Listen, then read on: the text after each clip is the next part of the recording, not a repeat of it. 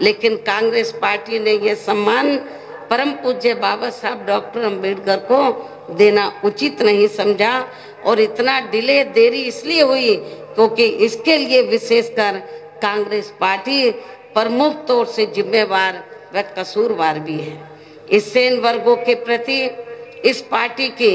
हीन व जातिवादी मानसिकता साफ झलकती है, जिसने फिर इनके कारवा को आगे बढ़ाने वाले व हर मामले में समर्पित व्यक्तित्व मान्यवर श्री कांशीराम जी के देहांत होने पर केंद्र में रही इसी कांग्रेस पार्टी की सरकार के चलते एक दिन का भी राष्ट्रीय शोक घोषित नहीं किया गया। केंद्र में कांग्रेस पार्टी पावर में थी और उनकी सरकार के समय में ही मान्यवर श्री कांशीराम जी का देहांत हुआ, लेकिन कांग्रेस पार्टी ने एक दिन का भी मान्यवर श्री कांशीराम जी के सम्मान में राष्ट्रीय शोक घोषित नहीं किया। यह है इनका दलितों के प्रति असली चेहरा। यहाँ मैं इन वर्गों के मामले में ये भी कहना चाहूंगी, केंद्र द्वारा देश की लोकसभा व राज्य विधानसभाओं में महिलाओं को जो 33% आरक्षण देने की व्यवस्था की गई है, तो उसमें SC, ST व OBC वर्गों की महिलाओं को अलग से कुछ भी आरक्षण नहीं दिया गया है। इतना ही नहीं बल्कि इन वर्गों के लोगों को जुर्म जाति से निजात दिलाने के लिए जो भी अनेकों नियम व कानून आदि बने हैं, तो उन पर भी केंद्र व अधिकांश राज्यों की भी सरकारें सही से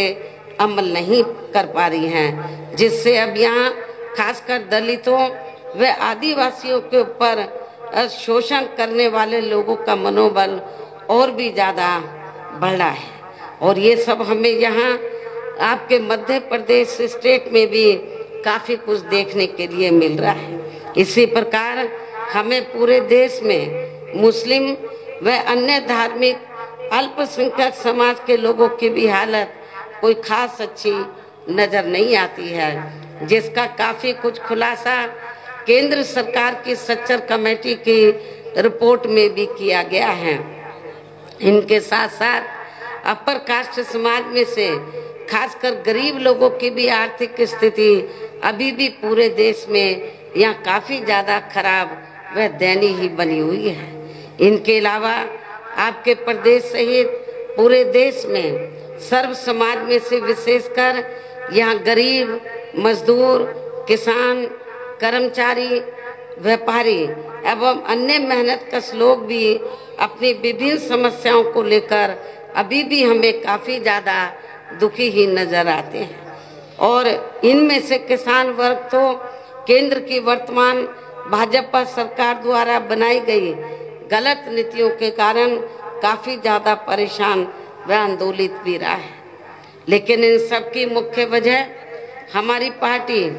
केंद्र व आपके मध्य प्रदेश स्टेट में भी यहाँ अब तक रही सभी विरोधी पार्टियों की सरकारों की जातिवादी, पूंजीवादी व संकीर्ण मानसिकता के तहत बनाई गई उनकी गलत नीतियों एवं गलत कार्य प्रणाली को ही काफ़ी हद तक जिम्मेवार मानकर चलती है। और इस मामले में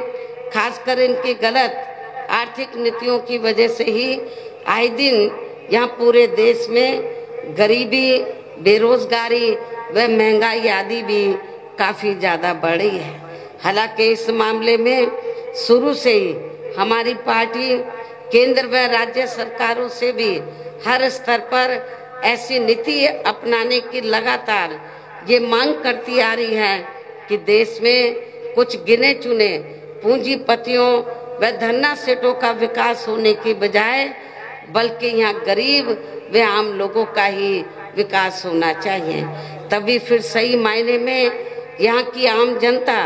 अपनी गरीबी, बेरोजगारी, महंगाई व अन्य और भी समस्याओं से काफ़ी हद तक छुटकारा पा सकती है। इसके साथ साथ अब अपने देश में भ्रष्टाचार भी हर स्तर पर काफ़ी ज़्यादा बढ़ रहा है, जिससे आपका खुद का अपना मध्य प्रदेश स्टेट भी अछूता नहीं रहा है। और इन सब के लिए हमारी पार्टी आजादी के बाद से लेकर अभी तक केंद्र व देश के अधिकांश राज्यों में तथा आपके खुद के अपने मध्य प्रदेश स्टेट में भी ज्यादातर सत्ता यहाँ गलत पार्टियों में से खासकर कांग्रेस, बीजेपी व इनकी सहयोगी पार्टियों के हाथों में ही आने को मानकर चलती है। और इन सभी विरोधी पार्टियों को हमारी पार्टी इसलिए जिम्मेवार मानकर चलती है क्योंकि आजादी के बाद से लेकर अभी तक लगभग ये सभी विरोधी पार्टियां केंद्र व देश के अधिकांश राज्यों में भी ज्यादातर यहाँ बड़े बड़े पूंजीपतियों व धना सेठों के ही आर्थिक मदद से सत्ता में आती रही हैं। और सत्ता में आ जाने के बाद फिर ये पार्टियां अधिकतर मामलों में अपनी आर्थिक एवं अन्य सभी नीतियां यहाँ आम जनता की समस्याओं को दूर करने के हिसाब से तैयार नहीं करती हैं, बल्कि देश के उन बड़े बड़े पूंजीपतियों व धन्ना सेठों को ही फायदा पहुंचाने के हिसाब से अपनी अधिकांश नीतियां तैयार करती हैं, जिनके धन व बल से चुनाव लड़कर ज्यादातर ये पार्टियां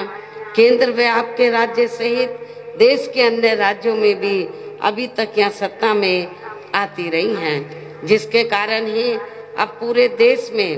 व आपके खुद के अपने प्रदेश में भी अभी भी हमें यहाँ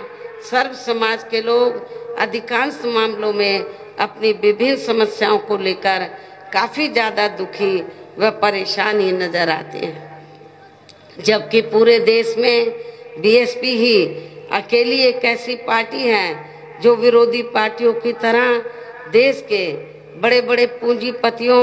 व धन्ना सेठों की आर्थिक मदद से नहीं बल्कि अपनी पार्टी के ही आम कार्यकर्ताओं की आर्थिक मदद से चुनाव लड़कर या केंद्र व राज्यों की भी सत्ता में आना चाहती है,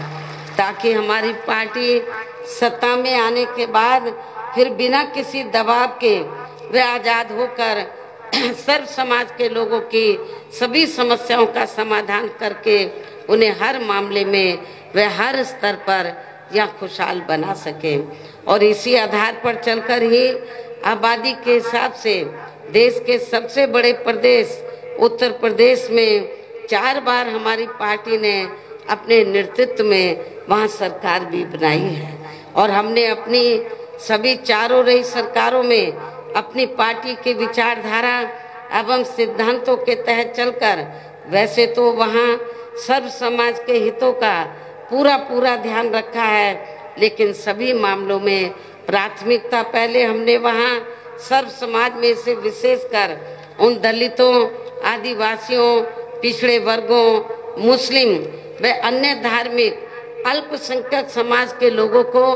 तथा गरीब एवं असहाय लोगों को ही दिया है, जिनकी वहाँ हर मामले में हर स्तर पर सभी विरोधी पार्टियों की रही सरकारों में उनकी हीन, जातिवादी, संकीर्ण व पूंजीवादी सोच होने के कारण काफी ज्यादा उपेक्षा की गई है। DNN हिंदी को सब्सक्राइब करने के लिए दबाएं लाल रंग का सब्सक्राइब बटन और घंटी का बटन दबाकर ऑल नोटिफिकेशन पर क्लिक करें। चैनल को जिंदा रखने के लिए नीले रंग का ज्वाइन बटन दबाकर चैनल को आर्थिक सहयोग करें।